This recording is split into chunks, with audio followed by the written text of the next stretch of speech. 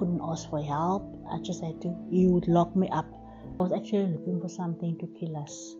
And then I saw the retics and I bought the retics. Beat me with a 5-pound hammer, cut me with a blade, pulled me in the street while I was pregnant.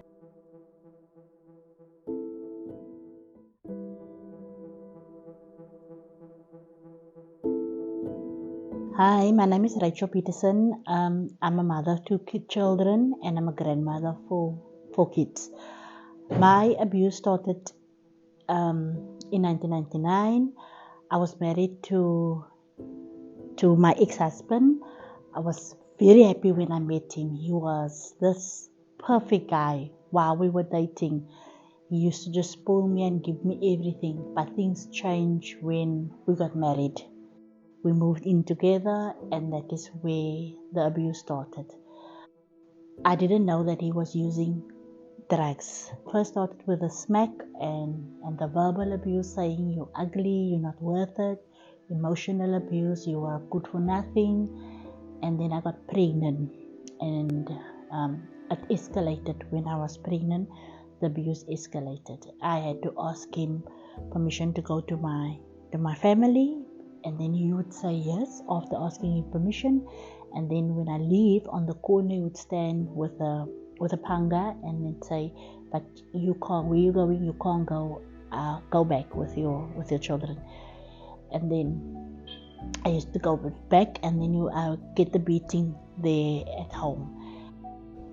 And then I used to go to the police station to ask them, I need help, what can I do? Then they would bring me back in the police van back home and say, this is a family matter, sorry, we can't help you. And he comes from wherever he comes from, beat me with a 5-pound hammer on my knees, cut me with a blade, beat me blue eyes, pull me in the street while I was pregnant, fighting with me on the stairs. So those were the kind of abuse that I endured. But my turning point in this abusive relationship was the day that my daughter, she was 3 years old, and I opened the door and my daughter was laying in his father's arms. And as a mother, you always just have that gut feeling. So I just said something is not right. So I took my daughter to the clinic and they said that she was molested. Not sexually with his penis, but with a finger in her. And then I went back. So I went to go tell my husband then at the time that this is what your father did.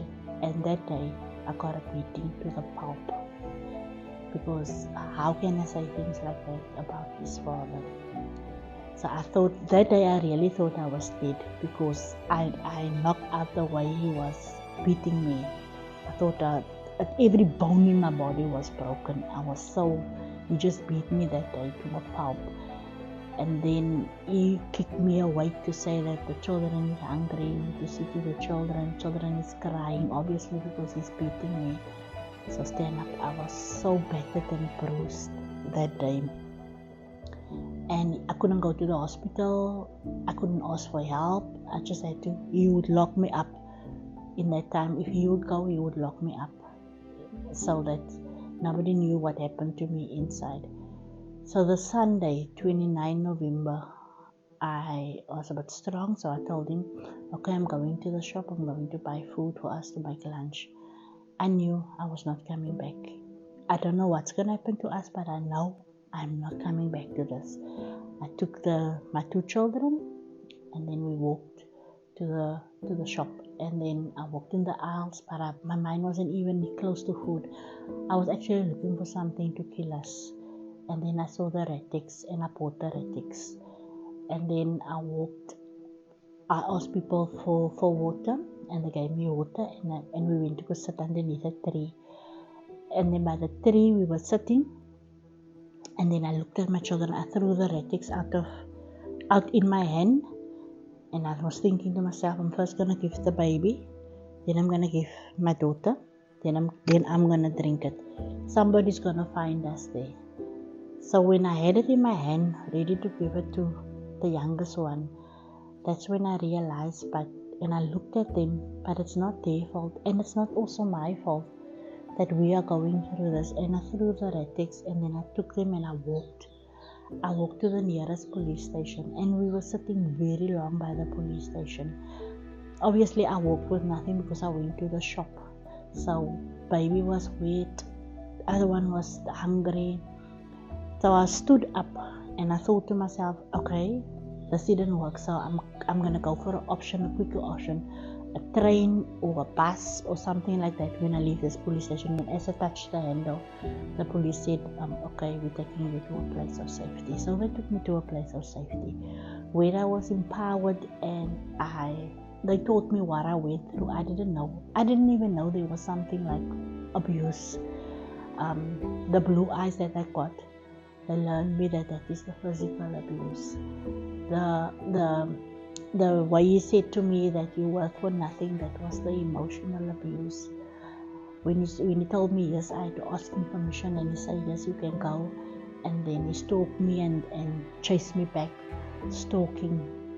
And that was all that they just brought me. They taught me everything that happened to me. I could put a name to it, and I could understand what happened to me at the place of safety. Sure. Then I said to the social worker, listen, I don't want a protection order, I want to finalize this, I want a divorce. And that year, 18 August, I got divorced from my ex-husband. The social worker that was there, I actually worked for her, and then she told me about this, the opening another shelter, a Sarkibatman shelter, and there would be a job opportunity. And I said to her, okay. So she told me, we need to come in and do the interview so we can do the interview with you. And that's how my life began with Sarkibatman. And I've been at Sarkibatman now for a very long time. But this place is so part of my life, and just the fact that I can encourage the women that come here. Yes, our stories is not similar, but it all boils down to abuse. So I can encourage women to say that I've been through the same thing, and there is always light at the end of the tunnel. There is light, always. You don't need to sit in the abuse that you're going through. And coming to a safe place, or coming to Sarkibatman shelter, it's not the end. It's actually the beginning of your new life.